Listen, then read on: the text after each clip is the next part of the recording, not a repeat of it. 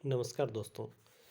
आज हम चर्चा करते हैं कक्षा 12 की राजनीति विज्ञान का जो पांचवा पार्ट जो है समकालीन दक्षिण एशिया। भारत, पाकिस्तान, नेपाल ये सारे दक्षिण एशिया में आते हैं। बांग्लादेश।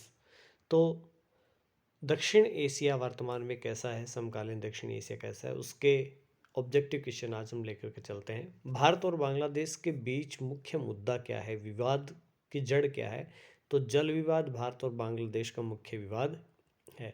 भारत और पाकिस्तान के बीच 1948 में युद्ध का मुख्य मुद्दा क्या था? आज़ाद होने के तुरंत बाद जब पाकिस्तान ने हमला किया था, भारत पे घुसपैठ की थी, तो उस समय मुख्य मुद्दा जो था वो सीमा विवाद कश्मीर का था। वो मुद्दा कि कश्मीर पाकिस्तान कहता हमारा है और भारत का कहता हमारा है। श्रीलंका के जातीय संघर्ष में भारत सीधे सीधे कब शामिल हुआ था? तो भारत सीधे सीधे श्रीलंका में 1987 में शामिल हुआ था। अगला प्रश्न है, भारत और चीन ने अपने कूटनीतिक संबंध कब स्थापित किए थे? 1950 में भारत और चीन ने अपने कूटनीतिक संबंध स्थापित कर लिए थे। गलवान घाटी कहाँ स्थित है? गलवान घाटी भारत में ही लद्दाख में स्थित है। नेपाल में लोकतांत्रिक व्यवस्था की मांग को कब स्वीकार किया गया था? नेपाल में लोकतांत्रिक व्यवस्था बहुत लंबे समय से मांग चल रही थी। उस मांग को 1990 में स्वीकृत किया गया था। दक्षिण एशिया सबसे बड़ा देश कौन सा है? तो दक्षिण एशिया का सबसे बड़ा देश जो है वो भारत है, और इसीलिए दक्षिण एशिया में भारत की स्थिति एक बिग बॉस की या बिग ब्रदर की स्थिति मानी जाती है। पंचशील निम्नलिखित में से किन दो देशों द्वारा स्वीकृत किया गया था? तो पंचशील सिद्धांत भारत और चीन के बीच में किया गया था। तो इसमें उत्तर जो है वो बी एकदम सही हो जाएगा। उत्तर बी जो है इसमें पंचशील भारत और चीन के बीच में हुआ था। अगला प्रश्न है, इंडोनेशिया किस देश का उपनिवेश था? तो इंडोनेशिया पुर्तगाल का उपनिवेश था। अगला प्रश्न है, ब्रह्मा किस देश का पुराना नाम है? पुराने समय में इसको ब्रह्मा कहा जाता था, वर्तमान में इसका नाम म्यांमार है। अफ्रीकी शब्द अपार्थीड का मतलब होता है अलग रहना। इजराइल एक स्वतंत्र राज्य के रूप में कब अस्तित्व में आया? पॉलिटिकल साइंस में राज्य का मतलब देश होता है, तो इजराइल जो है वो मई 1948 में अलग राज्य के अलग देश के रूप में सामने आया। भारत ने बांग्लादेश मुक्ति युद्ध से कब हस्तक्षेप किया? भारत ने हस्तक्षेप किया था दिसंबर 1971 में। निम्न में से किस प्रधानमंत्री ने नो फर्स्ट यूज की नीति पर पुनर्विचार की बात कही है? तो दोस्तों इसमें कंफ्यूज होने की जरूरत नहीं है। ये नीति जो है सबसे पहले अटल बिहारी वाजपेयी ने नो फर्स्ट यूज की नीति अपनाई थी जब परमाणु परीक्षण किया था कि हम परमाणु का पहले उपयोग नहीं करेंगे। तो यदि प्रश्न ऐसे आ जाए कि नो फर्स्ट यूज की नीति किससे संबंधित है, तो ये परमाणु से संबंधित है। ये नीति सबसे पहले अटल बिहारी वाजपेयी लाए थे, लेकिन 2014 में नरेंद्र मोदी जब प्रधानमंत्री बने तो इस नीति पे पुनर्विचार शुरू हुआ कि इस नीति पे हमें पुनर्विचार करना होगा। यदि कोई देश हमारी अस्मिता को खतरे में डालता है तो हम पहले यूज भी कर सकते हैं। तो इसमें उत्तर जो सी है वो नरेंद्र मोदी से ही हो जाएगा। राजीव गांधी ने चाइना की यात्रा कब की थी? तो राजीव गांधी ने 1988 में चीन की यात्रा की थी। दक्षिण एशिया में सबसे बड़ा देश कौन सा है? तो वो देश भारत है। पंचशील समझौता किन देशों के बीच में हस्ताक्षरित हुआ था? तो ये हमें पता है कि भारत और चीन के बीच में पंचशील समझौता हुआ था। अगला प्रश्न है, राष्ट्रीय पंचायत किस देश की संसद का नाम है? तो नेपाल की संसद का नाम राष्ट्रीय पंचायत है। किस देश ने सुरक्षा परिषद में सर्वाधिक बार निषेधाधिकार का प्रयोग किया है? यानी किस देश ने सुरक्षा परिषद में सबसे ज़्यादा विटो का प्रयोग किया है? तो वो रूस है जिसने सबसे ज़्यादा विटो का प्रयोग किया है। दक्षिण एशियाई देशों में सैनिक शासन सबसे पहले किस राज्य में स्थापित हुआ? दक्षिण एशिया में सैनिक शासन सबसे पहले पाकिस्तान में स्थापित हुआ। वहाँ कभी भी लोकतंत्र स्थिर नहीं रहा, और जब भी लोकतंत्र रहा तो सेना का पीछे डंडा हमेशा उसमें लगा ही रहा। दक्षिण एशिया का कौन सा राज्य नस्लीय उग्रवाद से पीड़ित है? तो श्रीलंका जो है वो नस्लीय उग्रवाद से पीड़ित है। श्रीलंका में जातीय संघर्ष चलता रहता है क्योंकि वहाँ पे दो जातीय समूह पाए जाते हैं।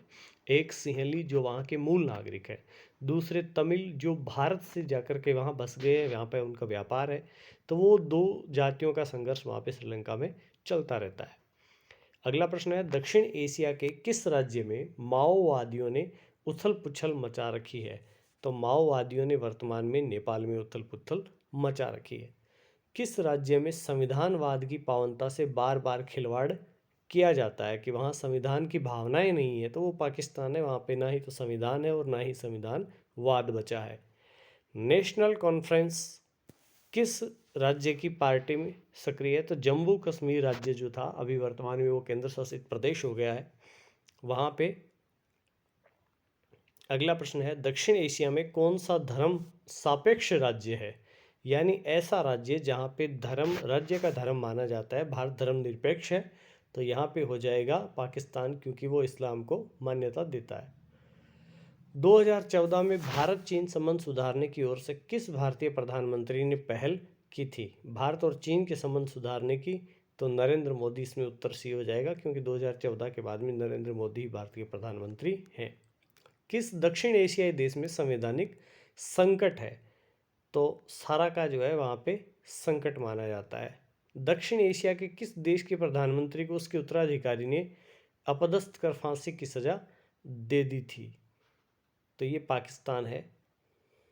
निम्नलिखित में से सार्क का सदस्य नहीं है? तो इंडोनेशिया सार्क का सदस्य नहीं है। सार्क के 8 सदस्य माने जाते हैं। सार्क के 8 सदस्य हैं। भारत भी है, पाकिस्तान भी है, श्रीलंका भी है। आप इनको याद कर सकते हो। एक छोटे से सूत्र है, इसका सूत्र है MBBSPINA,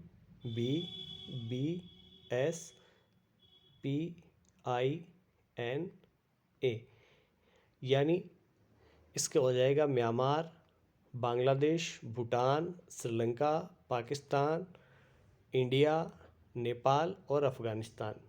MBBS पीना, तो ये इसके 8 हो जाएंगे सदस्य। तो इसमें इंडोनेशिया सही उत्तर है। भारत परमाणु अप्रसार संधि पर हस्ताक्षर क्यों नहीं करता? भारत जो है वो परमाणु अप्रसार संधि पर हस्ताक्षर क्यों नहीं कर रहा है? क्योंकि भारत इसे भेदभावपूर्ण मानता है। इसको हम CTBT भी कहते हैं। चीन ने विदेश व्यापार हेतु खुले द्वार की नीति कब अपनाई थी? चीन ने पहली बार अपने द्वार व्यापार के लिए कब खोले थे? 1978 में।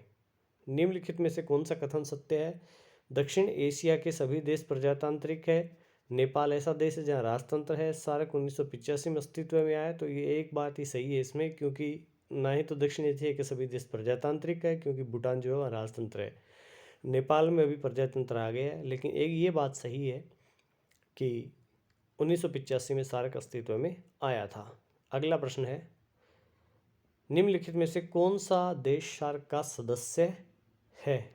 तो भारत सार्क का सदस्य है, बाकी देश सार्क के सदस्य नहीं है। भारत और बांग्लादेश के बीच फरक्का समझौता जो हुआ था, फरक्का बांध, ये समझौता, इस पर हस्ताक्षर कब हुए थे? तो ये 1996 में हुए थे। बांग्लादेश को भारत ने मान्यता कब दी थी? तो 1971 में ही दे दी थी, क्योंकि भारत ने 1971 में ही बांग्लादेश को स्वतंत्र कराने में महत्वपूर्ण भूमिका निभाई थी और उसको मान्यता भी दी थी। तो इस प्रकार ये हमारे इस पाठ के प्रश्नोत्तर थे दक्षिण एशिया के।